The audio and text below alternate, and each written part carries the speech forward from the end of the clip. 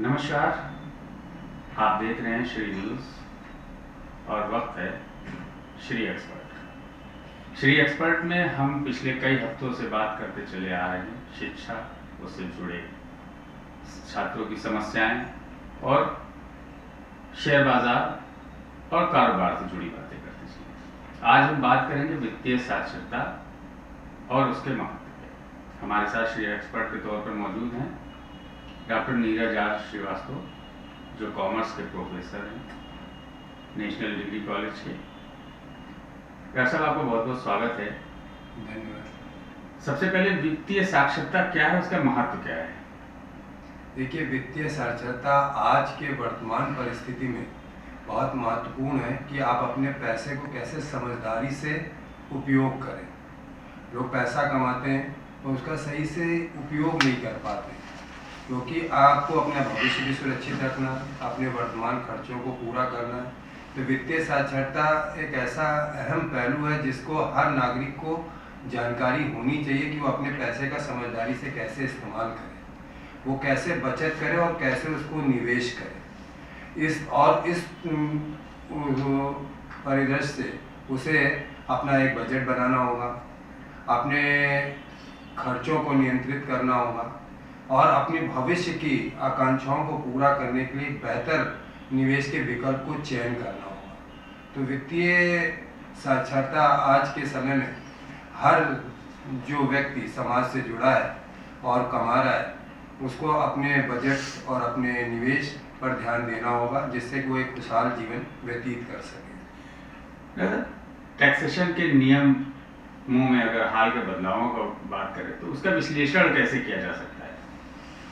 देखिए, टैक्सेशन के नियमों में जो हाल में बदलाव आए हैं, गवर्नमेंट ने एक जो रिफॉर्म लाया है उसको थोड़ा सा सिंप्लीफाई करने की कोशिश की है, पर उसको आसान ढंग से ऐसे समझ सकते हैं कि गवर्नमेंट ने एक इंडिविजुअल व्यक्ति के लिए कर के प्रावधान में दो तरह की कर प्रणाली का इंट्रोड्यूस किया। एक पुरानी पद्धति और एक सेक्शन 115 BAC के तहत एक नई कर प्रणाली को लागू किया, जिसमें उन्होंने पुरानी पद्धति में जो छूट और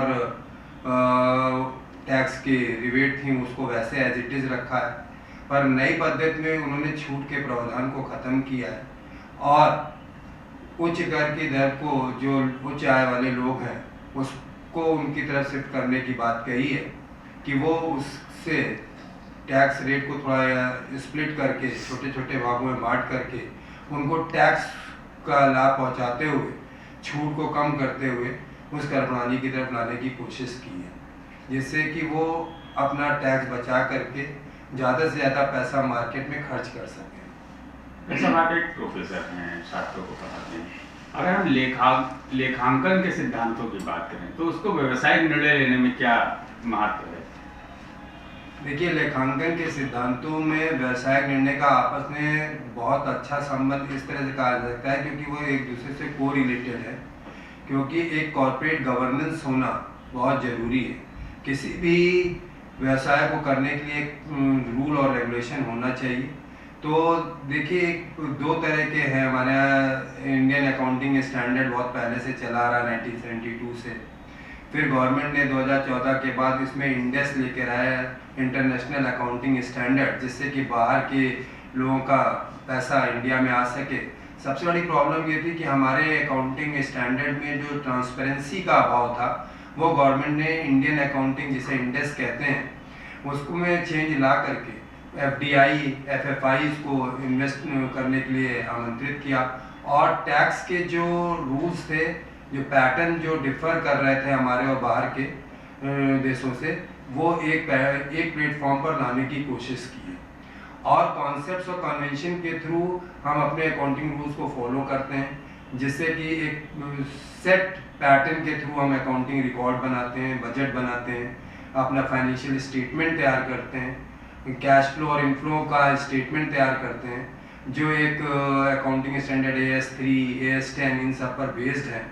तो ये अगर आप ये कहें कि जो अकाउंटिंग प्रिंसिपल्स हैं उनका व्यवसाय के उसमें बहुत ही इम्पोर्टेंट रोल है, क्योंकि इससे एक set pattern of routine follow होता है, गाइडलाइन है जो व्यापार को करने में आसानी होती है। कोई मनमाने ढंग से कोई काम नहीं कर सकता।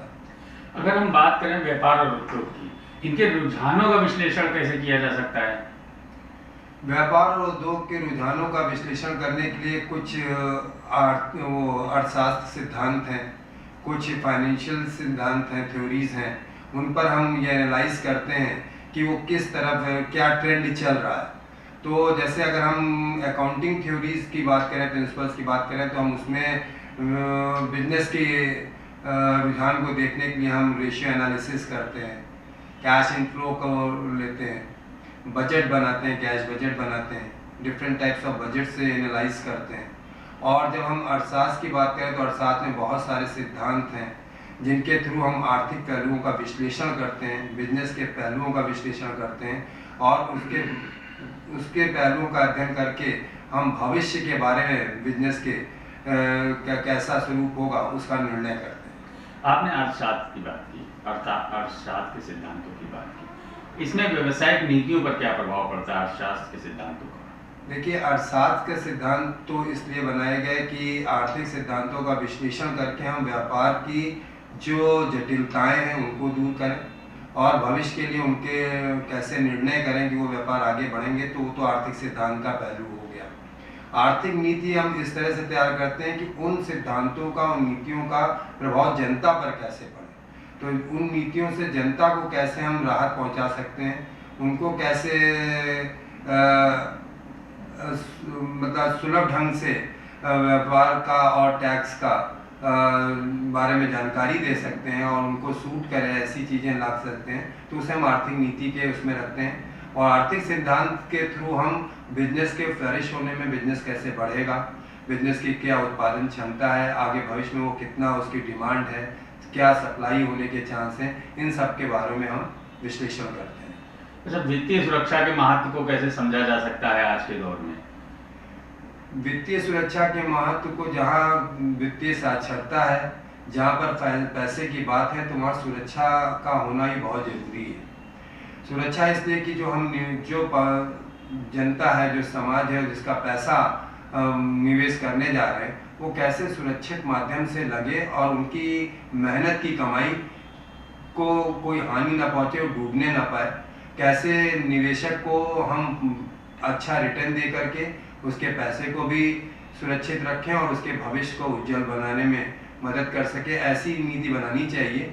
तो गवर्नमेंट ने कई गाइडलाइंस दी हुई हैं, जैसे स्टॉक मार्केट को रेगुलेट करने के लिए गवर्नमेंट ने SEBI, security exchange board of India को रखा है, बैंकिंग रेगुलेशन एक्ट 1949 आरबीआई ने बना रखा है, इंश्योरेंस सेक्टर को IRDA रेगुलेट कर रहा है। तो सब जगह रेगुलेटिंग अथॉरिटीज़ हैं जो टाइम टू टाइम अपना एक्शन लेती रहती हैं, जिससे कि जो निवेशक हैं उनका पैसा सुरक्षित रहे, उनका जो मेहनत की कमाई है वो डूबने ना पाए। मेहनत की कमाई डूबने ना पाए, तो ये मेहनत की कमाई डूबने ना पाए बात आपने की। तो जोखिम जो होता है, जोखिम के प्रबंधन के तरीकों का विश्लेषण कैसे किया जा सकता है? आप देखिए, जोखिम के प्रबंधन के तरीकों के विश्लेषण की जो बात है, जोखिम तभी होगा जब आप कहीं पर कोई इन्वेस्ट कर रहे होंगे, और ऐसा तो जहां इन्वेस्टमेंट वर्ड है, जहां विनियोग की बात आती है, वहां पर रिस्क और जोखिम का होना स्वाभाविक है। बस ये है कि कुछ पहलू ऐसे हैं, आप फाइनेंशियल लिटरेसी के थ्रू या वित्तीय साक्षरता के थ्रू हम लोगों को ये नॉलेज देते हैं या लोगों को ये बताने की कोशिश कर रहे हैं कि आप, अगर आपका बहुत मेहनत का पैसा और आपको भविष्य में अपनी बहुत सारी लायबिलिटीज़ पूरी करनी है, तो आप पूरा पैसा स्टॉक मार्केट की तरफ या इस तरह के मार्केट बेस्ड प्लान पर ना जा करके, आप पोस्ट ऑफिस की बहुत सारी स्कीम्स हैं जिसमें आपको 8.2% तक का रिटर्न है, 7.5% तक का रिटर्न है। बैंक की FDs में भी 7.5, 2.725% इस तरह के रिटर्न आजकल गवर्नमेंट दे रही है। तो आप इस तरह की जोखिम रहित स्कीमों पर भी जा सकते हैं, जिसमें जोखिम का परसेंटेज 0.1% ही है, और 0.1% is a very negligible percent. पर अगर आप मार्केट की तरफ जाएंगे तो जोखिम का परसेंटेज बढ़ेगा, भले ही रिटर्न का बढ़ेगा। पर मैं एक सलाह ये दूंगा कि आप अपनी योजना, जैसे आपको निकट भविष्य में कितना समय है आपके पास उस पैसे को ना यूज़ करने का, तो उस हिसाब से आप अपना पैसा निवेश करिए और सुरक्षित और मार्केट की योजनाओं में दोनों में बैलेंस करके निवेश करिए। मतलब अगर आपके पास ज़्यादा पैसा है तो उस हिसाब से अपना योजना बनाएं। जी। व्यवसायिक निर्णय लेने में वित्तीय विवरणों का क्या महत्व होता है? अब वित्तीय विवरणों का महत्व ये है कि क्योंकि गवर्नमेंट ने कंपनी के लिए ऑडिट कंपलसरी कर रखा है, तो आप जो वित्तीय विवरण का मतलब फाइनेंशियल स्टेटमेंट होता है जिसमें trading P&L and balance sheet की इंफॉर्मेशन होती है, तो आप ये उसकी कोई भी निवेशक, कोई भी जो व्यक्ति बचत करके निवेश करने जा रहा है, तो पहले उसको उनकी कंपनी की या जहाँ जिस बिजनेस में वो इन्वेस्ट करने जा रहा है या जिस सेक्टर में इन्वेस्ट करने जा रहा है उसके फाइनेंशियल स्टेटमेंट का एक एनालिसिस करना चाहिए कि कंपनी प्रॉफिटेबल कंडीशन में है कि नहीं, कंपनी अपने लोन की चुकाने की क्षमता है उसमें नहीं, जिसको हम सॉल्वेंसी पोजीशन कहते हैं, कंपनी की कैश पोजीशन, लिक्विडिटी पोजीशन कैसी है, और प्रॉफिटेबिलिटी कंडीशन में ROI जो आप पैसा रिटर्न करने जा रहे हैं, इन्वेस्ट करने जा रहे हैं, उस पर अभी तक कंपनियों का रिटर्न क्या रहा है दूसरे लोगों को। तो इस तरह से आप अपना निर्णय ले सकते हैं और इस निर्णय फिर आप अपना निवेश करने का मन बना सकते हैं। अगर हम टैक्सेशन की बात करें तो इसके नियमों का व्यवसायिक लाभ पर क्या असर पड़ता है? देखिए, टैक्स तो हर आदमी को थोड़ा खलता है, पर टैक्सेशन जरूरी भी है क्योंकि गवर्नमेंट के लिए वो एक मेन रेवेन्यू सोर्सेज होता है। और व्यवसाय पर प्रभाव पड़ने की बात यह है तो गवर्नमेंट ने बड़ी लीनियंसी की है इधर। गवर्नमेंट ने जब से सेक्शन 115BAB और सेक्शन 115BAA इंट्रोड्यूस किया है, तो कॉर्पोरेट टैक्स का टैक्स लायबिलिटी को 22% पर ले आए हैं और 15% पर लाए हैं। 115JB में भी वो 15% पर लाए हैं। और इसके पीछे गवर्नमेंट का मकसद ये था क्योंकि जो चाइनीज़ कंपनी थी उनके टैक्स रेट थोड़ा कम थे और भारतीय कंपनियों को उनसे कॉम्पीट करना था, तो गवर्नमेंट ने इसीलिए 30% से सीधे 22% पर लेकर के आ गए, जिससे कि कंपनियों पर टैक्स का बर्डन कम हो और वो ज़्यादा से ज़्यादा काम करके और प्रोडक्शन करके और ज़्यादा से ज़्यादा अपने बिजनेस को फ्लरिश कर सकें और उन पर कर का बोझ भी कम हो। पर ये अगर आप कहें कि कर का क्या प्रभाव व्यवसाय में पड़ता है, तो दोनों एक दूसरे से कॉन्ट्राडिक्ट होते हैं क्योंकि टैक्स देना किसी को अच्छा नहीं लगता है, पर वो एक ज़रूरी है। अगर आप गवर्नमेंट की सुविधाओं को उठा करके फ़ायदा उठा रहे हैं तो उसके बदले में गवर्नमेंट जो आपसे एक बेनिफिट टैक्स लेती है तो दैट इज़ इम्पॉर्टेंट क्योंकि गवर्नमेंट से अपनी पॉलिसी और प्लानिंग बनाती है। आपने व्यापार की बात की, व्यापार और उद्योग के रुझानों का विश्लेषण कैसे किया जाए? व्यापार और उद्योग के रुझानों का विश्लेषण, मैंने अभी ये क्वेश्चन रिपीट हुआ, मैंने भी इससे पहले आंसर दिया है कि वो टूल्स हैं और कुछ इकोनॉमिक टूल्स हैं, कुछ फाइनेंशियल टूल्स हैं और उन टूल्स का स्टडी करने के लिए थोड़ा सा आपको नॉलेज लेनी होगी क्योंकि वो टूल्स जैसे मैंने बताया था रेशियो एनालिसिस है, कैश फ्लो एनालिसिस है और इकोनॉमिक थ्योरीज हैं जिसमें आर्थिक सिद्धांत है, अर्थशास्त्र का आर्थिक सिद्धांत है और मैक्सिमम सोशल एडवांटेज जिसे सामाजिक लाभ का सिद्धांत कहते हैं। इन सब थ्योरीज को आपको स्टडी करना पड़ेगा। अच्छा, वित्तीय बाजार में निवेश कैसे किया जाए? पहले भी हालांकि इस पे हम लोग चर्चा कर चुके हैं पिछले कुछ एपिसोड में जी। आपने उसको डिफाइन किया था।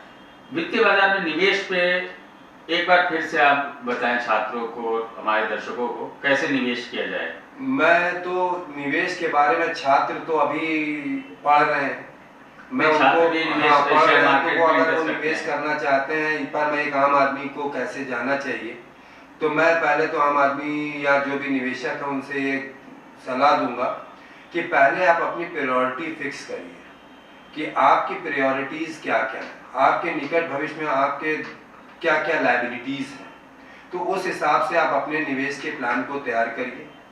और मैं निवेश के प्लान में मैं ये कहता हूँ कि डेट और इक्विटी दोनों का मिक्सचर लाइए जिससे कि आपके रिटर्न भी बेहतर हो और जोखिम भी कम हो या बैलेंस होता चले।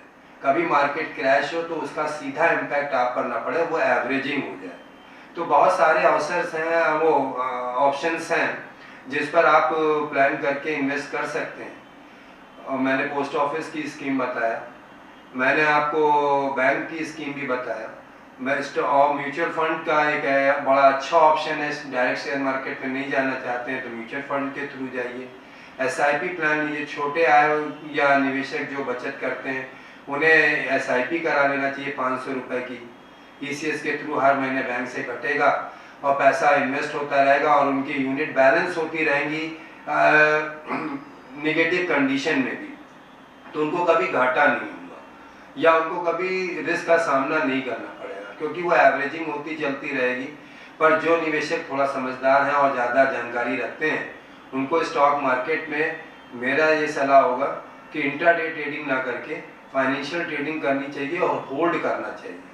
और होल्ड करने में के लिए उनको आज के जो प्रायोरिटी सेक्टर्स हैं, जैसे गवर्नमेंट एनर्जी सेक्टर पे बहुत ध्यान दे रही है, गवर्नमेंट फार्मा पर बहुत ध्यान दे रही है, तो इस तरह से इन सेक्टर्स पर अगर इन्वेस्ट करेंगे तो उनका पैसा कभी डूबेगा नहीं।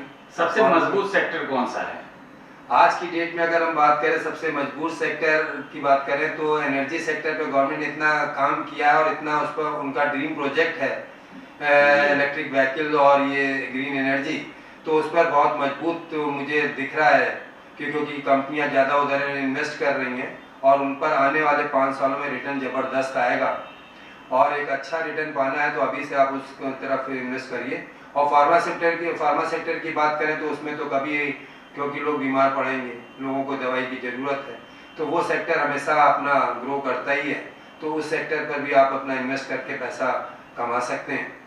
और रही बात दूसरी, एक ऐसा सेक्टर भी है जिधर अभी धीरे धीरे इंफ्रास्ट्रक्चर है, जैसे NHIA के बॉन्ड्स पर आप जा सकते हैं जिसमें आपको फिक्स्ड 10 से 12% का रिटर्न मिलता है। इंफ्रास्ट्रक्चर बॉन्ड्स गवर्नमेंट ला रही है, उन पर भी आपको 10 से 12% का रिटर्न फिक्स्ड मिलेगा। तो आप इस तरह के सेक्टर बहुत मजबूती से काम करने वाले हैं, इनमें अगर आप इन्वेस्ट करेंगे तो आपका जोखिम भी कम होगा और आपको बेहतर रिटर्न मिलेंगे। सबसे ज़्यादा जोखिम किसमें है? सबसे ज़्यादा जोखिम जो है और सबसे ज़्यादा रिटर्न भी उन्हीं में मिल रहा है अगर मार्केट अच्छी है, जिसे हम स्मॉल कैप कंपनी कहते हैं। जो छोटी कंपनियां हैं जो कम बजट से स्टार्ट हुई हैं और वो जब मार्केट बढ़ता है तो बहुत तेज़ी से ग्रो करती है, पर जब क्रैश करता है, मार्केट में कोई प्रॉब्लम आती है तो बहुत तेज़ी से डाउन होता है। तो मैं तो यही कहूँगा कि जिनका मेहनत का पैसा है वो इसमें पैसा लगाएं, पर थोड़ा संभल कर लगाएं कि आप अपने पैसे को एलोकेट कर लें कि हम 20% ही स्मॉल कैप में लगाएंगे और बाकी 80% को हम जो लार्ज कैप और मिड कैप में इन्वेस्ट करेंगे। जोखिम प्रबंधन के तरीकों का विश्लेषण कैसे किया जाए? आपने इतनी देर में जोखिम की बातें बताई, इसके प्रबंधन के तरीके कैसे विश्लेषण किए जा सकते हैं? जोखिम के प्रबंधन के तरीका आम आदमी के हाथ में नहीं हो, तो गवर्नमेंट ही कुछ अथॉरिटीज बना रखी हैं उन्होंने, वही तरीके लोगों को पता चले क्या तरीके हो सकते हैं इसके। स्टॉक मार्केट में जोखिम के तरीकों को नियंत्रण करने के लिए सेबी का बहुत अच्छा इंपॉर्टेंट रोल है। Time to time SEBI correction लाती रहती है और बैंकिंग सेक्टर में RBI पूरा कंट्रोल रखता ही है, बैंकिंग एक्ट 1949 के थ्रू, और इंश्योरेंस सेक्टर को IRDA ने कवर कर रखा है। तो आज की डेट में निवेशक का पैसा पूरी तरह से डूबने वाला तो नहीं है इन अथॉरिटीज़ के कारण, क्योंकि जो रेगुलेटिंग अथॉरिटी गवर्नमेंट ने बनाई है उसने निवेशक के पैसे का एक मिनिमम इंश्योरेंस भी करा रखा है। जैसे बैंक में पैसा जमा करने पर आपका 5 लाख रुपए तक का इंश्योरेंस गवर्नमेंट ने कर दिया, 2.5 लाख से 5 लाख कर दिया है। ऐसे ही IRDA ने गारंटी दिया है कि जितना आपका इंश्योरेंस प्लान है वो डूबने नहीं पाएगा, आपकी लाइफ सिक्योर्ड रहेगी। अगर कंपनी को कल कोई फाइनेंशियल प्रॉब्लम आती भी है तो आपका जो सम एश्योर्ड मनी है वो आपका सेफ रहेगा, मनी सेफ रहेगा। अच्छा, व्यवसायिक निर्णय लेने में अक्सर लोग हिचकिचाते हैं, इसमें व्यवसायिक निर्णय लेने में वित्तीय विवरणों का क्या महत्व होता है, क्या जरूरी होता है, क्या चीज करना चाहिए? देखिए, व्यवसायिक निर्णय लेने में लोग घबराते नहीं, थोड़ा सा नॉलेज की कमी होती है। एक कॉस्ट वॉल्यूम प्रॉफिट एनालिसिस करके एक टॉपिक है जिसे हम सरल भाषा में कहें तो उसे मार्जिनल कॉस्टिंग कहते हैं। उसमें फाइनेंशियल मार्केट कैप्चरिंग, वो foreign market capturing, make and by product, और फॉर डिसीजन मेकिंग प्रोडक्ट की हम किस प्रोडक्ट को तैयार करें या मार्केट से परचेज करें, तो ऐसे टूल्स वहाँ पर हैं जिनके थ्रू आप एनालिसिस कर सकते हैं। एक ब्रेक इवन एनालिसिस है जिसमें बिजनेस को ये पता चल सकता है कि वो लेवल कौन सा होगा जहाँ पर कंपनी को ना तो प्रॉफिट होगा ना लॉस होगा, तो अपने ब्रेक इवन एनालिसिस को कैलकुलेट कर लें। तो जब वो ब्रेक इवन एनालिसिस को कैलकुलेट कर लेगा तो उसको ये निर्णय लेने में आसानी रहेगी कि उसको कितना प्रोडक्शन तैयार करना चाहिए, कितनी उसकी डिमांड मार्केट में है, जिससे उससे लॉस ना हो। तो एटलीस्ट कई टूल्स हैं जिसको सारा यहाँ पर नहीं बताया जा सकता, पर अगर वो इन सब जो मैंने अभी बताए उन टूल्स को फॉलो करेगा तो जोखिम कम कर सकता है और भविष्य के अच्छे निर्णय ले सकता है। अच्छा, टैक्सेशन के नियमों की बात करें तो अभी आपने बता रखा है उसके नुकसान का, व्यवसायिक लाभ पर इसका क्या असर पड़ता है? टैक्सेशन के निर्णयों पे व्यावसायिक लाभ का, जब आप प्रॉफिट कमाते हैं तो उसका कुछ हिस्सा आपको कर के रूप में, टैक्स के रूप में देना होगा। तो निश्चित है कि जब आप कर के रूप में दे देंगे तो आपका प्रॉफिट कम होगा, तो जो प्रॉफिट आपको ज़्यादा मिलता वो टैक्स के रूप में थोड़ा गवर्नमेंट के पास चला जाएगा। तो अगर प्रभाव की बात करें तो डायरेक्ट प्रभाव पड़ेगा कि गवर्नमेंट रिटर्न भी तो देती है।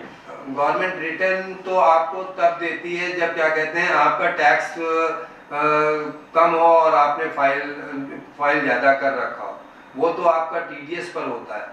पर गवर्नमेंट का जो रिटर्न की आप बात कर रहे हैं, गवर्नमेंट उससे आपको फैसिलिटीज देती है।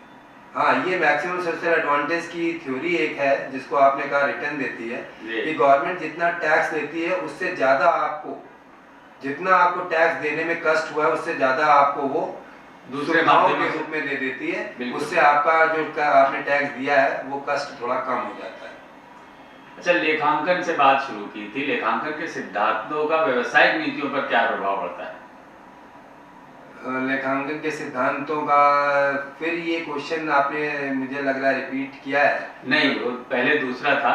अब मैं बताता हूँ कि लेखांकन के सिद्धांत, देखिए गवर्नमेंट ने गाइडलाइन बनाई है। हमारा अकाउंटिंग सिस्टम पहले भारतीय लेखा शास्त्र था जो सिंगल अकाउंटिंग पर बेस्ड था, जो ऑडिटिंग के पर्पज से वैलिड नहीं था। आपने देखा होगा कि पुराने सुनार लोग लाल लाल भैया यूज़ करते थे, पर अब हमारा अकाउंटिंग सिस्टम वर्ड अकाउंटिंग पर बेस्ड है, जिसे हम डबल अकाउंट एंट्री सिस्टम कहते हैं, जो एक सेट पैटर्न और अकाउंटिंग सिस्टम पर बेस्ड है कि each transaction should be recorded 2 time, every debit has opposite credit items, और वो अकाउंटिंग कॉन्सेप्ट्स और कन्वेंशन पर बेस्ड है।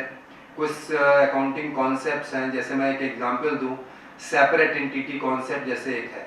तो सेपरेट एंटिटी कॉन्सेप्ट एक ऐसा कॉन्सेप्ट है जो ये बताता है कि there is a separate relationship between owner and business. मान लीजिए कि आप बिजनेस के मालिक हैं, तो इसका मतलब ये नहीं कि आप जो चाहें वो बिजनेस में कर सकते हैं। आपको एक नीति बनी हुई है, एक सिद्धांत बने हुए हैं, उनको फॉलो करना होगा। अगर आप बिजनेस में अपने चलाने के लिए पूंजी लगाते हैं, कैपिटल का इन्वेस्ट करते हैं, तो बिजनेस का सिद्धांत ये कहता है कि you are getting interest against it and also profit against it. और if you are withdrawing something from business for your personal use, अगर आप कोई अपने पर्सनल यूज के लिए कोई चीज़ विड्रॉ करते हैं तो आपको उस पर निश्चित तौर पर इंटरेस्ट ऑन ड्रॉइंग भी पे करना होगा।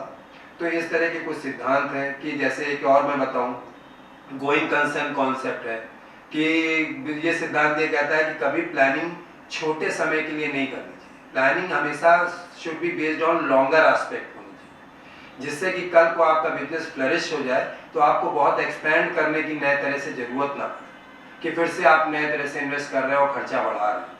तो ये जो पैटर्न और जो कॉन्सेप्ट और कन्वेंशंस बने हैं, अगर आप इनको फॉलो करेंगे तो निश्चित तौर पर आपका बिजनेस फ्लरिश करेगा और आपको बिजनेस चलाने में बहुत आसानी होगी।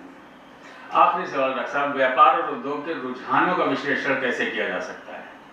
मैं फिर बताऊं कि रुझान जो है, आपको stock market time to time अपनी रिपोर्ट देता है, मार्केट प्राइस देता है, म्यूचुअल फंड्स एनएवी के प्राइसेस देता है, उनसे भी आपको पता चलता है कि किस कंपनी के शेयर, किस बिजनेस के शेयर की क्या ट्रेंड चल रहा है।